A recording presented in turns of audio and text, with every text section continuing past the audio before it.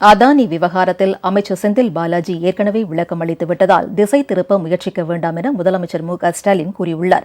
சென்னை சோழிங்கநல்லூரை அடுத்த கண்ணகி நகரில் மாற்றுத் திறனாளிகளுக்கு உடல் மனம் சம்பந்தப்பட்ட மறுவாழ்வு சேவைகள் வழங்குவதற்காக அமைக்கப்பட்டுள்ள விழுதுகள் ஒருங்கிணைந்த சேவை மையத்தை முதலமைச்சர் திறந்து வைத்தார். அதைத் தொடர்ந்து சென்னை மாநகராட்சியும் தனியார் அறக்கட்டளையும் இணைந்து நமக்கு நாமே திட்டத்தின் கீழ் புதுப்பித்துள்ள மழலையர் பள்ளி கட்டிடத்தை பார்வையிட்ட மு.க.ஸ்டாலின் குழந்தைகளுக்கு கல்வி உபகரணங்களை வழங்கினார்.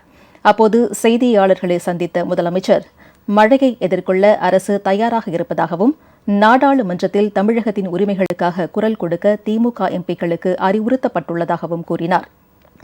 அதானி விவகாரம் குறித்து ஏற்கனவே அமைச்சர் விளக்கம் அளித்துவிட்ட நிலையில் பாமக நிறுவனர் ராமதாஸ் வேறு வேலை இல்லாததால் அறிக்கை வெளியிட்டுள்ளதாக முதலமைச்சர் கூறினார். பெருமழை எதிர்பார்க்கிறோமா? என்ன மாதிரியான எதிர்பார்க்கல, அது வேற. நாங்க தயாரா இருக்கிறோம், எல்லாத்துக்கும் தயாரா இருக்கிறோம்.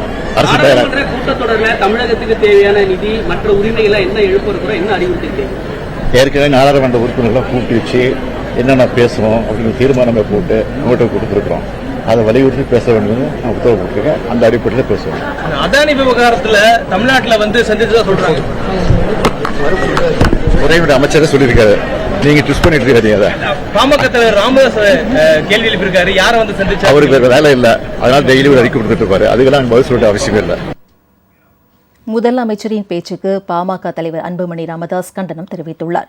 எதிர்க்கட்சித் தலைவர் என்ற முறையில் பல்வேறு பிரச்சினைகள் தொடர்பாக அறிக்கை வெளியிடுவதும் யோசனைகள் சொல்வதும் இயற்கை என்றும் அதற்கு பதில் சொல்ல வேண்டும் என்பது முதல்வரின் கடமை என அன்புமணி குறிப்பிட்டார். இன்று இந்தியாவிலே ஒரு மூத்த அரசியல் தலைவர் எங்களுடைய மருத்துவர் ஐயா அவர்கள். எங்கள் ஐயாவுக்கு வயது 86. இன்று இந்திய அளவிலே பிரதமர் மோடியால் போற்றப்பட்டு இந்தியாவில் உள்ள அத்துணை தலைவர்களும் ஐயாவை மதிக்கின்ற இந்த சூழலில் ஒரு முதலமைச்சர் இவ்வளவு ஆணவத்துடன் பேசுவது அந்த பதவிக்கு அழகு கிடையாது. முதல் அமைச்சரின் பேச்சுக்கு பாஜக தமிழக தலைவர் அண்ணாமலையும் கண்டனம் தெரிவித்துள்ளார். அரசியலில் திமுகவின் இரட்டை வேடத்தை கேள்வி கேட்க அனைவருக்கும் உரிமை உண்டு என்றும் அவர் கூறியுள்ளார்.